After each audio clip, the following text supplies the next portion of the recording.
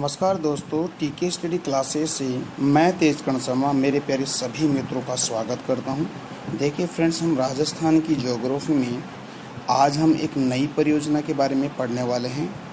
इससे पहले हम चंबल नदी परियोजना के बारे में हमने बहुत ही डिटेल से हमने अध्ययन किया है।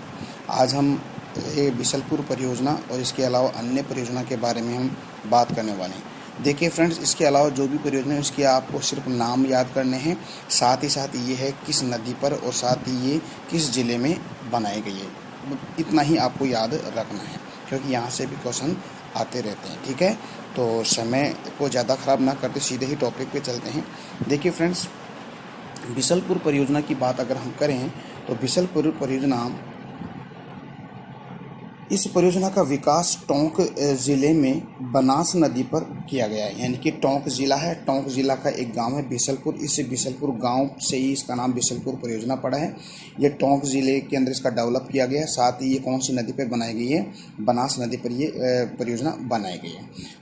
बिशलपुर परियोजना को राजस्थान की सबसे बड़ी परियोजना यानी पेयजल परियोजना का माना जाता है। यानी कि देखिए फ्रेंड्स, यहाँ पर दो क्वेश्चन बनते हैं।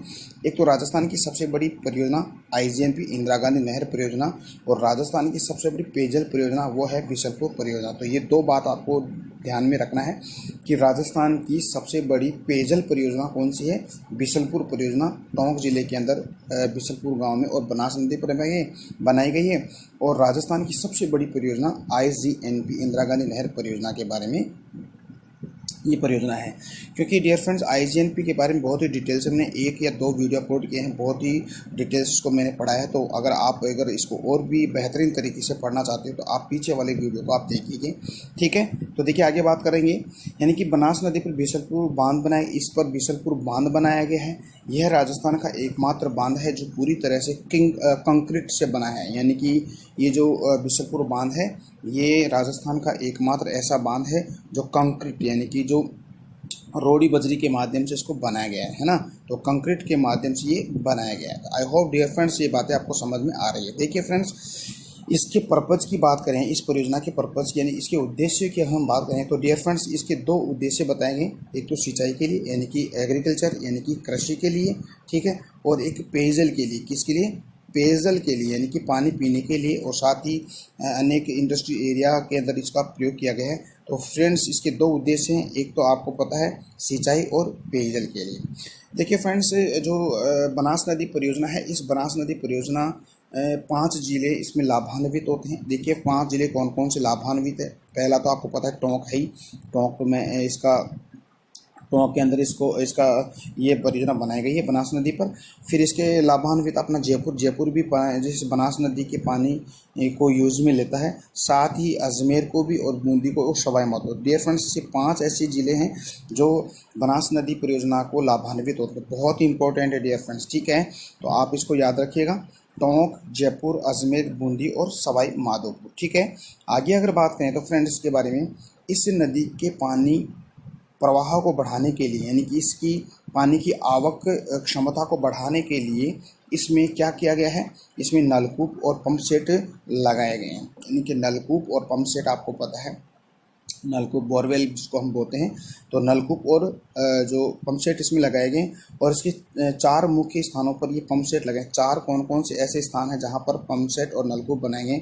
देखिए, एक तो सांडला है, ठीक है, एक छतरी है, एक नेगडिया है और एक देवली है। ठीक है, ये डियर फ्रेंड्स ये चारों कहाँ हैं? टोंक के अंदर। तो यहाँ पर क्या है? टोंक में सांडला, छतरी, नेगड़िया और देवली के अंदर पंप सेट और नलकूप बनाए गए हैं। तो डियर फ्रेंड्स 5 ऐसे ज़िले हैं जिसको लाभान्वित होते हैं और 4 जगहों पर से पंप सेट और नलकूप बनाएंगे पानी की आवक क्षमता को बढ़ाने के लिए। तो देखिए, अब देखिए फ्रेंड्स, इस परियोजना के लिए जो सहयोग है, किसके द्वारा इसका सहयोग किया गया? एक तो नाबार्ड के द्वारा, ठीक है, एक जापानी एक बैंक है और एक एशियाई विकास बैंक है। तो ये 3 ऐसे हैं जिनके माध्यम से इस परियोजना को लाभान्वित होता है। नाबार्ड, देखिए नाबार्ड आपको पता है जो एक संस्था है, जापानी एक बैंक है और एक एशियाई विकास बैंक है, इनके द्वारा इसको सहयोग दिया गया। तो देखिए फ्रेंड्स, हम नाबार्ड के बारे में, हमें राजस्थान का इकोनॉमिक है, इसके अंदर हम डिटेल से पढ़ेंगे। तो मेरे साथ आप बने रहिए और अपना जो चैनल है उसको अपने फ्रेंड सर्कल के अंदर इसके लिंक को शेयर करते रहिएगा। देखिए फ्रेंड्स, आगे बात करें तो इसमें देखिए फ्रेंड्स एक ब्राह्मणी नदी है। देखिए यहाँ पर ब्राह्मणी नदी की बात करें तो देखिए ब्राह्मणी नदी राजस्थान की पहली नदी जोड़ो परियोजना है, यानी कि ये राजस्थान की पहली ऐसी नदी है जिसको नदियों को जोड़ा गया है, यानी कि एक तो ब्राह्मणी नदी को और एक बनास नदी को जोड़ा गया है। तो आपको पता है कि राजस्थान के अंदर जो नदी जोड़ो परियोजना भी चलाई गई है, यानी कि दो नदियों को जोड़कर इसकी पानी की क्षमता को बढ़ाने के लिए, ठीक है। तो पहली जो नदी जोड़ो परियोजना कौन सी है, एक तो ब्राह्मणी नदी को, ठीक है, एक ब्राह्मणी नदी और एक आपकी एक बनास नदी, ठीक है। इस दोनों नदियों को जोड़ा गया है नदी जोड़ो परियोजना के अंतर्गत, ठीक है। आगे अगर बात करें तो यह राजस्थान की प्रथम नदी जोड़ो परियोजना, ये प्रथम नदी जोड़ो परियोजना देखिए फ्रेंड्स, इसको याद रखना है कि प्रथम नदी जोड़ो परियोजना में किन किन दो नदियों को जोड़ा गया है। तो आपको बताना है ब्राह्मणी नदी और एक आपकी बनास नदी को जोड़ा गया है, ठीक है। देखिए ब्राह्मणी नदी है, तो ये ब्राह्मणी नदी ये चित्तौड़गढ़ से ये निकलती है और इस पर एक डैम बनाया गया और डैम बनाकर बनास नदी से इसको जोड़ा गया है, ठीक है।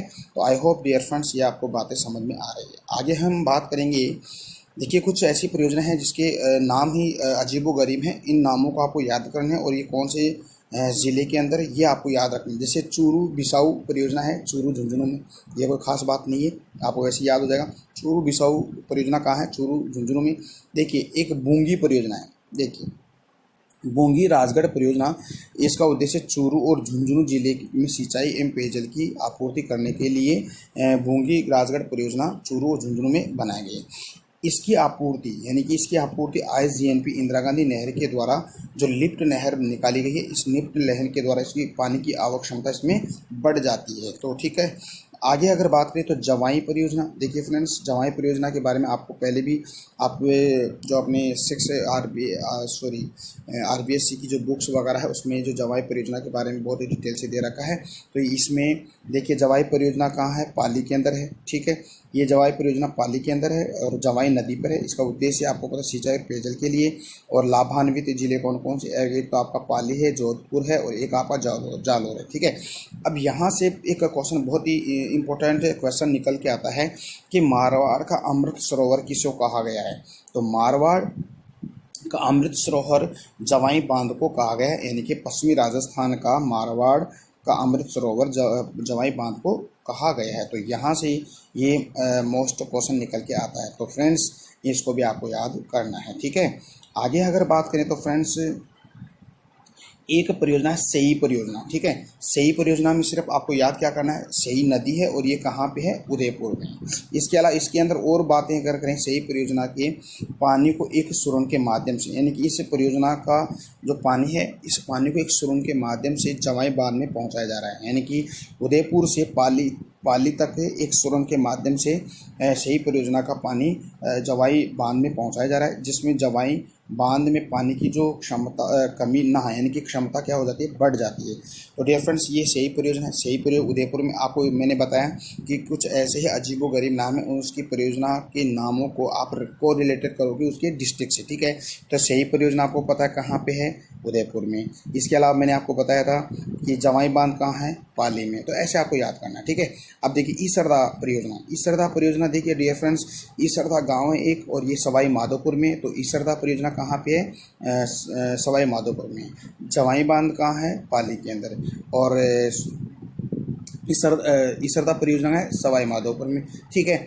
अब देखिए फ्रेंड्स सिंचाई परियोजना, आगे अगर बात करें इस ईसरदा परियोजना की, ये बनास नदी पर बनाए गए हैं और इसमें लाभान्वित जो जिले हैं ये आपके जयपुर भी आता है। अब देखिए बहुत इंपॉर्टेंट क्वेश्चन बनता है कि जयपुर किस परियोजना के माध्यम से लाभान्वित होता है, सही ईसरदा परियोजना से। और इसके अलावा बनास नदी परियोजना के माध्यम से भी जयपुर लाभान्वित होता है। तो ईसरदा परियोजना एक तो सवाई माधोपुर को और एक कोटा को और जयपुर को लाभान्वित होता है। ये इसका जो केवल ये किसके लिए, एक तो पेयजल के लिए और एक सिंचाई के लिए, ओनली पेयजल और सिंचाई विद्युत उत्पादन के लिए इसका प्रयोग नहीं किया जाता। अब देखिए फ्रेंड्स कुछ क्वेश्चन ऐसे हैं जो एग्जाम में आए हुए हैं। तो देखिए सिंचाई परियोजना कोटा की कौन कौन सी सिंचाई परियोजना है, ओके। कोटा की कौन कौन सिंचाई परियोजना है, बहुत ही इंपॉर्टेंट है। देखिए फ्रेंड्स, नामों की अगर बात करें, एक हरिश्चंद्र सागर परियोजना, ये क्वेश्चन आया हुआ है।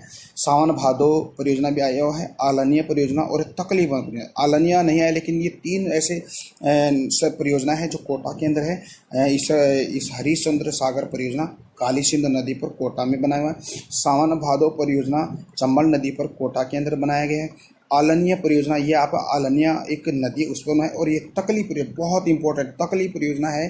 तकली नदी की सहायक नदी काली सिंध और अमजरगा नदी, तो ये भी कोटा के अंदर तकली नदी पे बनाया गया। तो आई होप डियर फ्रेंड्स ये आपको समझ में आया। कोटा की विभिन्न परियोजना कौन कौन सी है, हरिश्चंद्र सागर परियोजना, सावन भादो, आलनिया और तकली परियोजना। ओके, अब देखिए फ्रेंड्स, हम बूंदी की परियोजना की अगर बात करें तो बूंदी की परियोजना कौन कौन सी, इनके भी हम बात कर लेते हैं। देखिए बूंदी की परियोजना, एक तो चाकण परियोजना है, ये चाकण नदी पे है, बूंदी में है। एक गुडा परियोजना है, मेज नदी बूंदी में है। और एक गरदड़ा परियोजना है, ये आपकी मांगली नदी डूंगरी नदी, यानी कि मांगली और डूंगरी 2 नदियों पर ये बनाए। तो डियर फ्रेंड्स बहुत इंपॉर्टेंट है, एक तो आपकी कौन सी परियोजना, एक तो आपकी चाकण परियोजना और एक आपकी गरदड़ा परियोजना, ये 2 बहुत इंपॉर्टेंट है। तो ये बूंदी की हैं। तो डियर फ्रेंड्स ये विभिन्न नाम ऐसे हैं जो अटपटे नाम हैं, उनको आप याद रखिएगा और कौन सी नदी पर कौन से ज़िले में बनाए गए, क्योंकि ये जो भी मैंने परियोजना कोटा की और बूंदी की मैंने बताई थी, ये थोड़ा कन्फ्यूज़ करती है एग्ज़ाम्स के अंदर। तो प्लीज़ आप इनको बहुत ही डिटेल से आप इसको लिख के पढ़िएगा, नोट्स बना के पढ़िएगा और बार बार इनको अपने सरसरी नज़रों से इसको निकालिएगा, तब जाके ये जो परियोजना है आपके दिमाग में बैठेगी। ठीक है, तो फिर अगली परियोजना के बारे में हम कल आपकी और मेरी मुलाकात होगी। तब तक के लिए मैं आपसे इजाज़त लेना चाहूँ। नमस्कार, जय हिंद, जय भारत।